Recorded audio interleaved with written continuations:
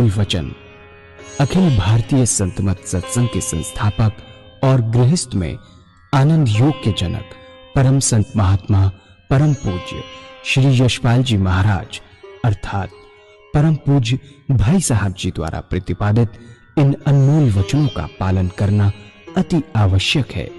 ये वचन हमारी गृहस्थ आध्यात्मिक साधना के लिए मूलभूत सिद्धांत हैं, जो इस प्रकार हैं।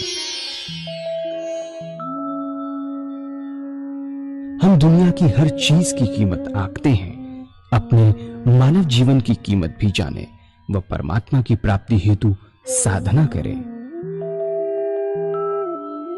मनुष्य योनि एक उपहार है, इसीलिए परमात्मा को धन्यवाद देते हुए आधा घंटा प्रातःकाल, आधा घंटा सायंकाल पूजा अवश्य करें। सत्संग, सतनाम व सद्गुरु को प्राथमिकता देते हुए इसी के आधार पर ध्यान योगाभ्यास अवश्य करें व गृहस्थ के कार्यों को परमात्मा का कार्य समझकर उसी की याद में संपन्न करें।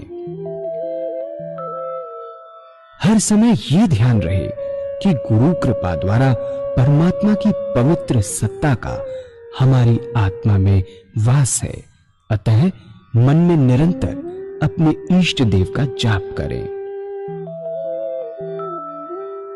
मान सम्मान की इच्छा ना करें व अपमान से दुखी ना हो। परमात्मा के अतिरिक्त किसी और का भय ना करें। दूसरों की बुराई न करें, न सुने, सत्य व मधुर बोलें, अश्लील शब्द मुंह से ना निकालें, सभी से नम्रतापूर्ण व सुंदर व्यवहार करें। धर्म पत्नी के अतिरिक्त अपने से बड़ी से माता जैसा, बराबर की से बहन जैसा व छोटी से पुत्री जैसा व्यवहार करें। सांसारिक जीवन यापन की आवश्यकताएं अंतहीन है, इसलिए अधिक से अधिक समय सत्संग में व धन परोपकार में खर्च करें। याद रखें, न स्त्री माया है, न धन दौलत, न ही परिवार। माया वह है जो हृदय को परमात्मा से दूर हटा दे। अतः निरंतर सत्संग और सद्गुरु की शरण में रहने का प्रयास करें। भोजन अपने इष्ट को अर्पण कर प्रसाद रूप में परमात्मा की याद में करें। रात्रि में सोने से पहले अच्छे बुरे कार्यों का आत्मनिरीक्षण कर उसका समुचित पश्चाताप करते हुए ध्यान करें व प्रभु की गहरी याद में ही विश्राम करें। परमात्मा तू ही है, तेरी इच्छा पूर्ण हो।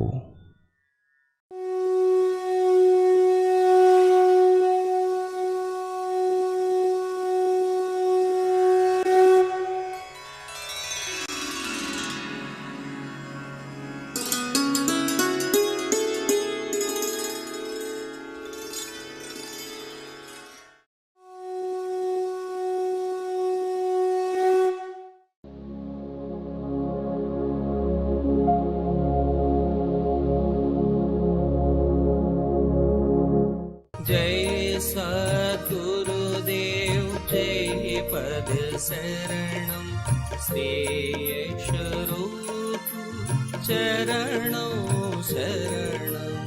जय सद्गुरुदेव जय पद शरणम श्री स्वरूप चरणों शरणम। हमारे प्राणों चित्त की एकाग्रता, कंसंट्रेशन ऑफ माइंड से बहुत गहरा संबंध है इसका। जैसे जैसे हम नाम देते चले जाते हैं, वैसे वैसे हमारी ये प्राणों की गति है वो ऊपर को होती चली जाती है, ऊर्ध्वगामी होती। जो प्राण है हमारे वो शिफ्ट करते हैं अंदर ही अंदर।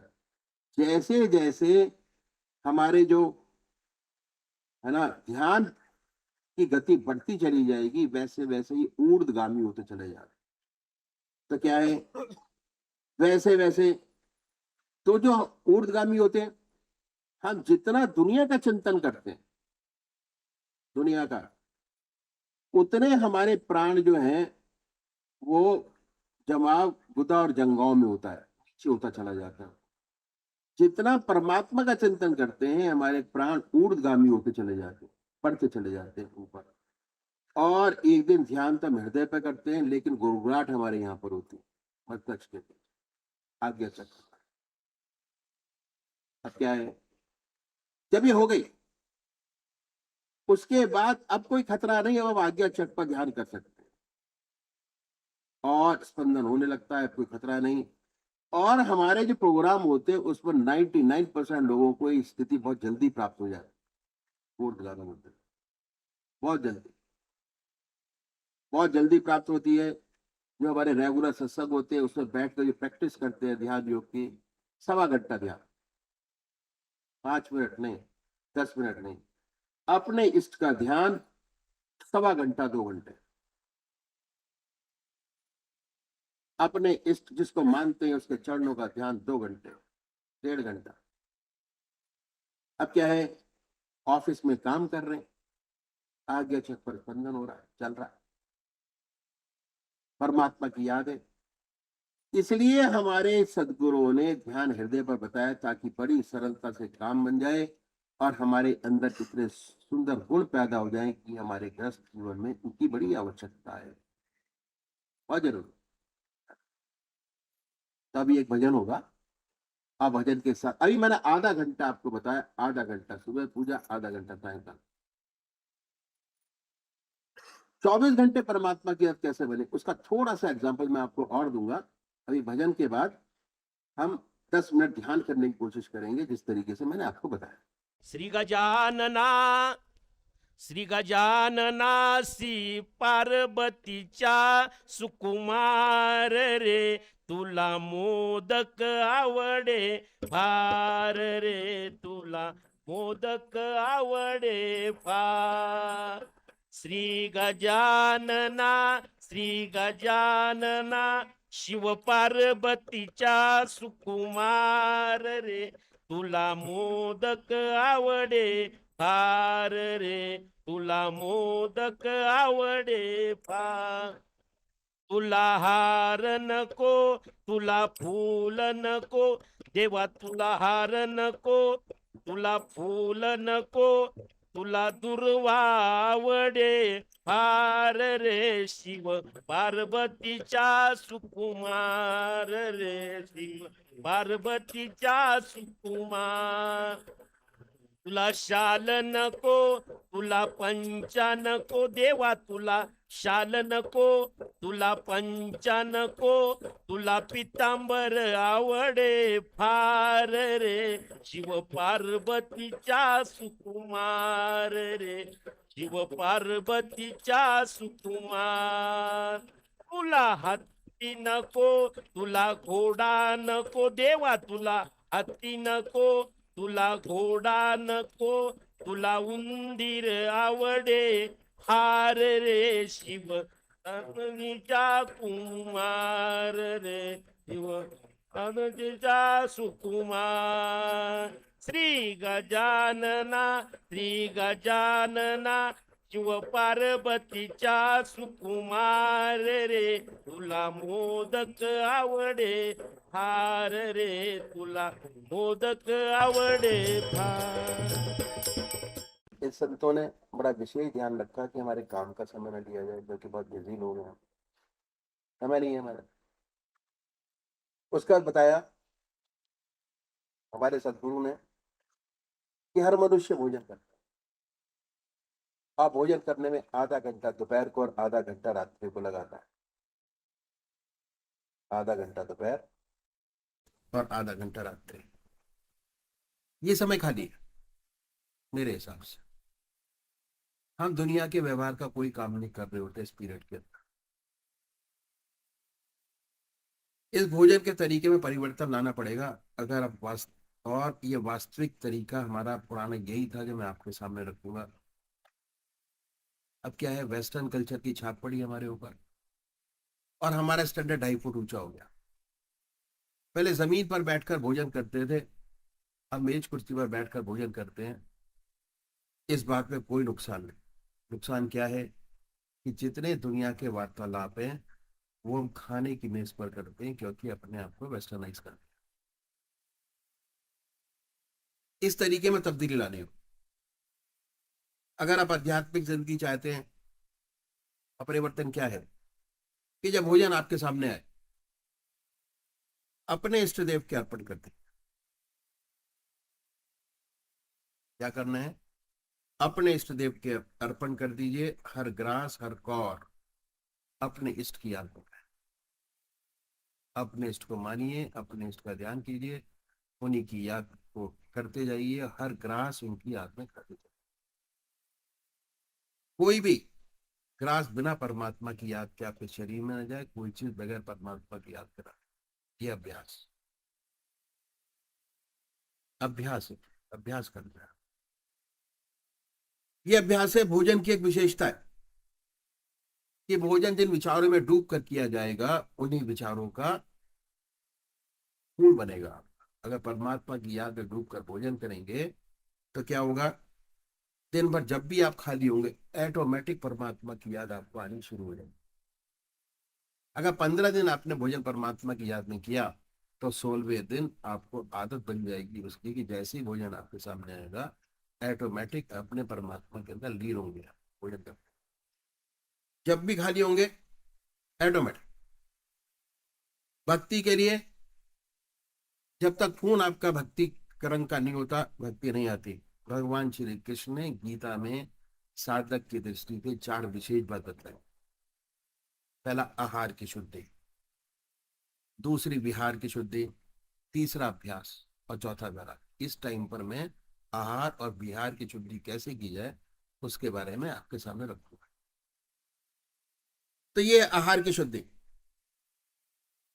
जो हमारे सदगुरुओं ने रास्ता बताया ग्रस्तियों के लिए, ग्रस्त के साथ, क्या कि कैसे सहूलियत से हो जाए। अगर इस तरीके से भोजन करेंगे, जो खून बनेगा, परमात्मा की याद का रंगा हुआ बनेगा, जब भी खाली होंगे ईश्वर की याद स्वतः ही आएगी। एक इष्ट, अनेक नहीं, एक इष्ट, परमात्मा का एक नाम, एक स्वरूप।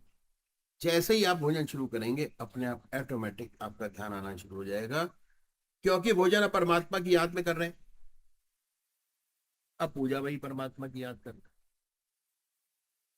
तो ये आधा घंटा दोपहर भोजन का, आधा घंटा रात्रि का भोजन, ऑटोमेटिक भाई अभ्यास आपका पूजा में बदल जाएगा। पूजा शुरू, उस टाइम आपको ध्यान करना है अपने स्टेप करने से। ठीक है।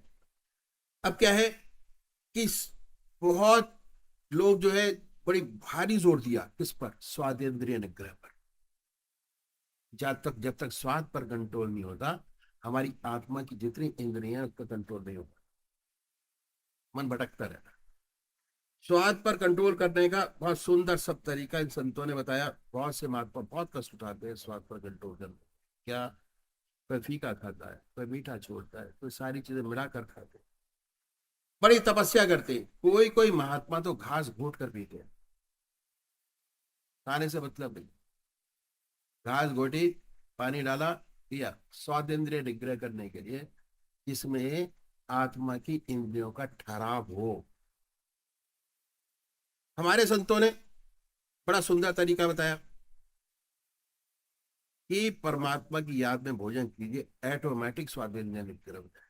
परमात्मा की याद चलती रहेगी, भोजन का पान करते होंगे बड़े आराम से। तो आधा घंटा सुबह पूजा, आधा घंटा सायंकाल पूजा, आधा घंटा दोपहर भोजन, आधा घंटा रात्रि भोजन, 2 घंटे आपके। समय कितना लगाया गृहस्थियों ने? आधा घंटा सुबह पूजा, आधा घंटा सायंकाल, और सभी करते हैं। अब आगे क्या है? ये हो गया। और दूसरा मन नहीं जाएगा, बड़े प्यार से। और तीसरी बात क्या है कि स्वादेंद्रिय निग्रह पर बड़ा भारी जोर दिया। तो अब आगे और बढ़ेंगे। अब हमने 2 घंटे अपने बना लिए, आधा घंटा सुबह पूजा, आधा घंटा सायंकाल पूजा, आधा घंटा दोपहर भोजन, आधा घंटा रात्रि। हर मनुष्य सोता है,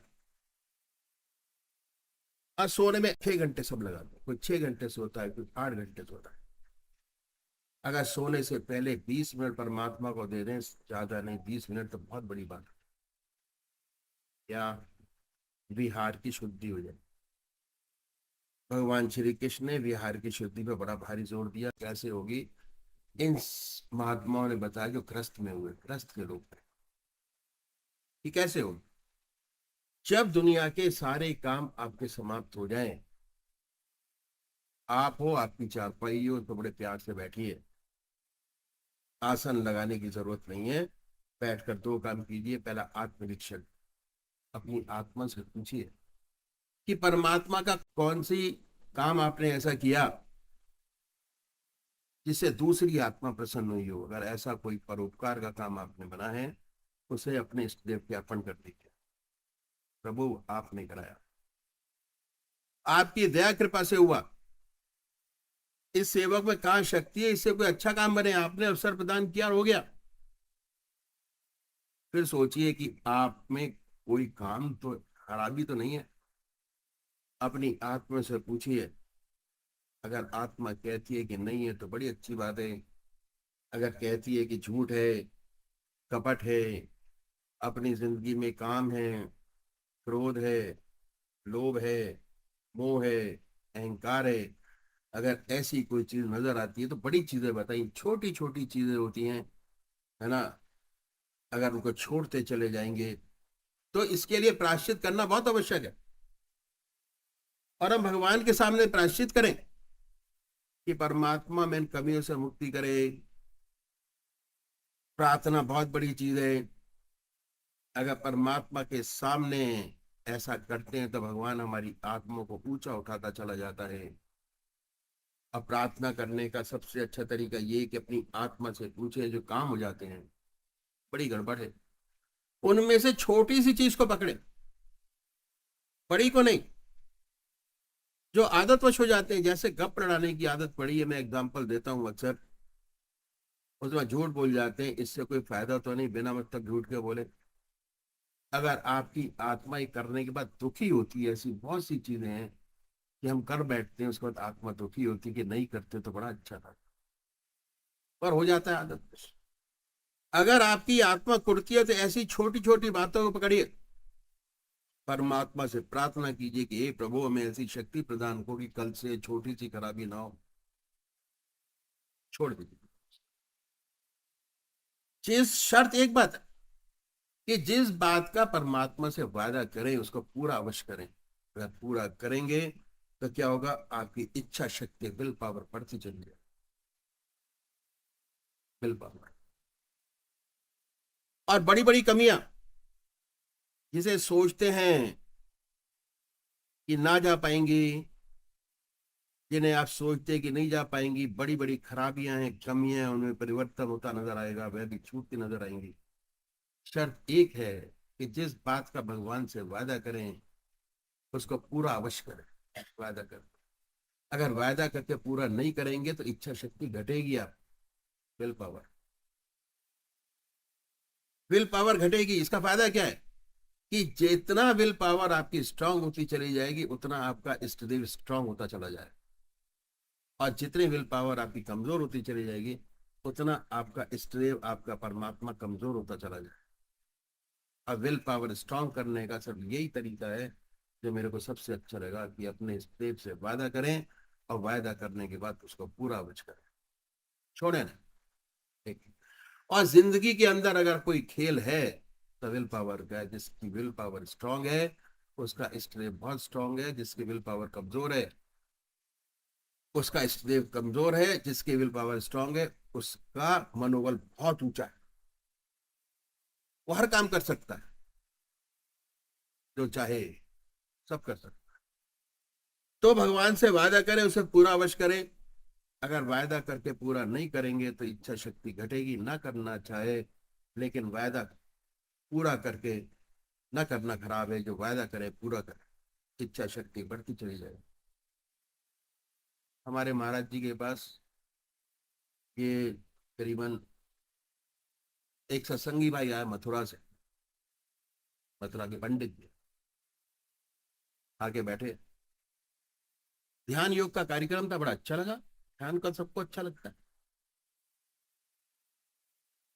कुछ साल बाद काजी की हमको दीक्षा दे दी, पर एक आदत खराब है हमारी। कहते की आदत खराब है कि भाई साहब जी, महाराज, जब तक भांग नहीं पीता तब तक मेरा शरीर चलता ही नहीं। ये उसने शर्त रखी। कहते भाई ऐसा है कि दीक्षा तुम दे देंगे, आप जहां एक सिक्का भांग के अंदर घिस के पीते हो 2 सिक्के पियो, मेरा क्या जाता है, क्या फर्क पड़ता है। उनको तरीका बताया गया कि इस तरीके से करना है, उनसे नहीं हुआ। चलता रहा, चलता रहा, चलता रहा। भांग पीते, सुबह शाम की रूटीन करते अपनी, मस्त रहते, पूजा पाठ खूब करना, भांग पी के मस्त रहना, चलता रहा। अब बार बार कहते कि भाई साहब जी छूटा नहीं। हर बार मिलते तभी कहते भाई साहब जी छूटा नहीं, कोशिश करता हूँ, छूटा नहीं, छूटता नहीं। बार बार कहे छूटता नहीं, तो कोई बात नहीं, चल दे तो ऐसे। अब क्या हुआ कि उनका पोता घर के ऊपर आया हुआ था, सुबह 4 बजे उठे, नशे में थे भांग के, पोता गोद में बैठा हुआ था, स्टोव जलाया, उस टाइम पे स्टोव हुआ करते थे, गैस तो थी नहीं। उसके बाद चाय रखी हुई थी, जब चाय पलटी तो पोते के पैर के ऊपर बड़ी जोर का चिल्ला गया, आए मार दिया। And that was the last. उसके बाद से बिल्कुल सुधार हो गया।